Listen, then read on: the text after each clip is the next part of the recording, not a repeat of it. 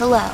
I suffer from obsessive compulsive disorder, which is an anxiety disorder in which people have unwanted and repeated thoughts, feelings, ideas, or behaviors.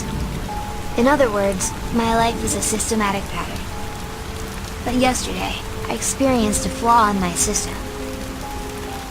I awoke that morning in my lakeside home promptly at 6:45 a.m., as I do every morning. Before leaving my bedroom, I touched the doorknob 3 times. I had to. I needed to. On my way downstairs, I made sure not to step on the second to last step. I never touched that step. I just can't. I made my usual breakfast of toast, scrambled eggs, and black coffee. I never eat anything else in the morning. Just always those 3. Turning my iPad on, I checked the local news headlines, like usual. But today, something was missing. I couldn't place my finger on it. Did I forget something? A strange feeling lingered with me all the way to my car. On my way out the front door, I made certain to lock my door, then unlock it and lock it again. Driving to work, I couldn't help but feel like a part of me was missing. What did I miss? How could I possibly have missed it? I hoped that the feeling would go away while working. It didn't. It stayed with me for 12 whole hours. I left the office at around 6:45 p.m. and headed back home. About 25 minutes into my commute, I stopped for the red traffic light at the intersection at Marbury and Westway. But as the light turned from red to green, I couldn't help but feel that strange sensation again. The only other person near me was a man driving behind me. He blared his horn for me to get going. But instead of accelerating, I just unrolled my window and motioned him to go around me. He did. I dreadfully sat there in my car, still stopped at the intersection. Something is seriously wrong. What am I missing here? I touched everything in my car, hoping that it would spark my memory. I touched the dashboard, the leather seats, the emergency brake, and even the roof. It did nothing for me. My hands began to tremble as I slowly drove away. This isn't right. I don't like this. Arriving home, I pulled my 1974 Mustang into the garage. I washed the car every weekday, but not on the weekends. I only washed the front and the back of the car. Never the sides. No matter how dirty they get, I never wash the sides. I simply just can't. But something else seemed missing from my daily routine as I washed. No, not again. First the news, then the intersection, now this? Finishing up with the car, I jogged out to the backyard. Opening up the tool shed, I felt yet another thing missing from my pattern. I screamed. This isn't right. This isn't right. This isn't right.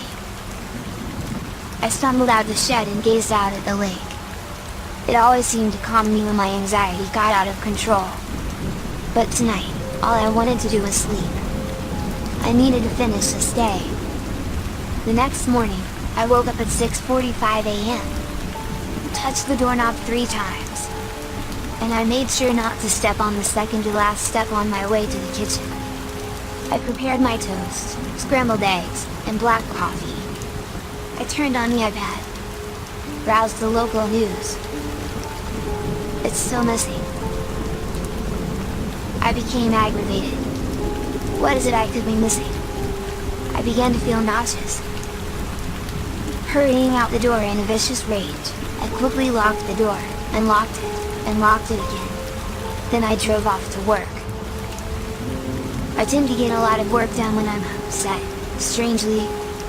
So at least I felt some accomplishment when I left the office at 6:45 p.m. I drove fast on my way home. What am I missing? I approached the red light at Marbury and West Road. Come on, think. A man was walking in the middle of the intersection, on his way to the other side. Why can't I remember? The man's head spun as he noticed my Mustang coming straight for him at 85 miles per hour. I noticed him too. A wave of horror crossed over my face as I watched him dive to one side. I swerved into the same direction. A loud clunk was heard as I crushed the man underneath my vehicle. Oh God. Jumping out of my car, I hesitated on what to do. He lay there writhing in agony, making horrendous guttural wails. I popped open the trunk to my Mustang, lifted the screaming man, and headed him in. In agony, entering my garage, I made sure to wash the blood off the front and rear of the car. The sides were not necessary. After dragging his broken body out to the backyard, I jogged to the shed. Inside were black garbage bags, cinder blocks, and a hacksaw. After dismembering the man, I was able to fit both the remains and a cinder block into the bag. Dropping him into the lake was all that was left to do.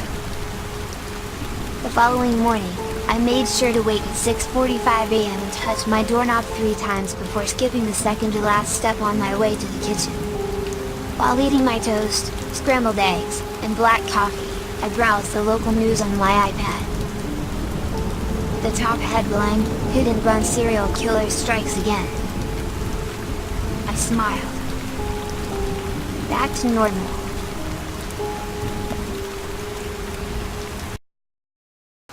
If you are enjoying this series and is feeling the chill, leave a comment below. And if you like the video, please hit the like button and subscribe for more creepy stories. And I hope to see you all next time.